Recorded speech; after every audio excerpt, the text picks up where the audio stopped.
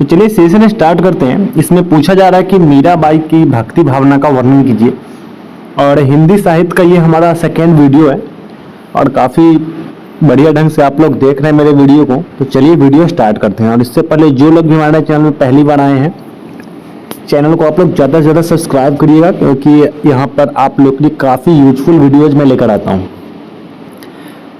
तो सबसे पहले कहा जा रहा है इसमें कि मीराबाई की भक्ति भावना हिंदी साहित्य में विशेष स्थान रखती है। वे भक्ति काल की प्रमुख स्त्री कवियत्री थी, जिनकी रचनाएं सगुण भक्ति की महान मिसाल है। आप लोग बस बढ़िया से समझते रहिएगा बात को, और कोई डाउट हो तो मेरा टेलीग्राम चैनल का लिंक है डिस्क्रिप्शन बॉक्स में दिया हुआ, वहाँ से आप लोग उसे ज्वाइन कर सकते हैं और अपना डाउट पूछ सकते हैं। मीराबाई की भक्ति का मार्ग सगुण राम भक्ति की अपेक्षा सगुण कृष्ण भक्ति पर केंद्रित था। तो यहाँ पर देखिए, एक सगुण राम भक्ति भी है, एक सगुण कृष्ण भक्ति भी है। दो तरह की भक्ति के बारे में यहाँ पर बताया गया है। और आप लोग को यदि इसमें समझ नहीं आ रहा होगा तो मैं सगुण राम भक्ति और सगुण कृष्ण भक्ति के बारे में एक अलग वीडियो में बताऊंगा। वे श्री कृष्ण को अपना पति, प्रेमी और आराध्य मानती थी। कौन? मीराबाई। मीराबाई की भक्ति भावना का मुख्य पक्ष, अब देखेंगे कि इसके मुख्य पक्ष क्या क्या है। एक निष्ठ भक्ति। सबसे पहला, मीराबाई की भक्ति में एक निष्ठता थी। उन्होंने अपने सांसारिक जीवन, राजसी वैभव और परिवार का त्याग करके केवल श्री कृष्ण को ही अपना सब कुछ मान लिया। उनका प्रसिद्ध पद है, पायो जी मैंने राम रतन धन पायो।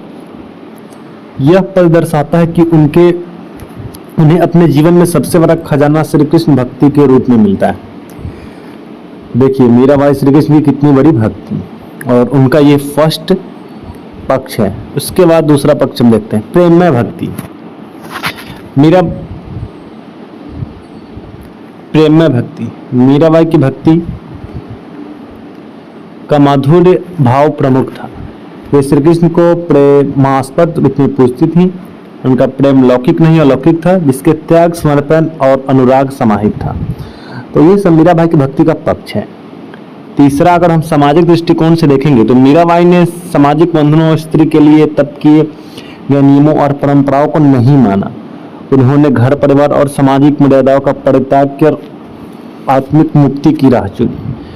चौथा देखिए, आध्यात्मिक स्वतंत्रता।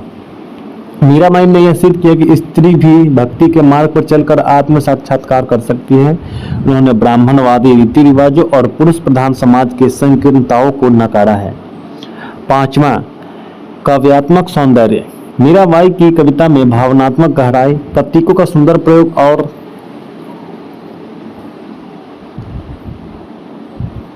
लोक भाषा की सरलता है। वे वज्र भाषा में रचती थी, जिसके आमजन भी उनके भाव को समझ सके।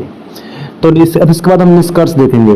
तो मीराबाई की भक्ति भावना नारी चेतना, आध्यात्मिकता और प्रेम की पराकाष्ठा का अद्वितीय उदाहरण है। हिंदी साहित्य में उनका योगदान न केवल भक्ति भावना को समृद्ध करती है, बल्कि यह बताता है कि आत्मा की पुकार और परमात्मा की भक्ति के आगे सामाजिक बंधन बाधा नहीं बन सकता। तो आज हमने ये देखा कि मीराबाई की भक्ति भावना के पक्ष क्या क्या है।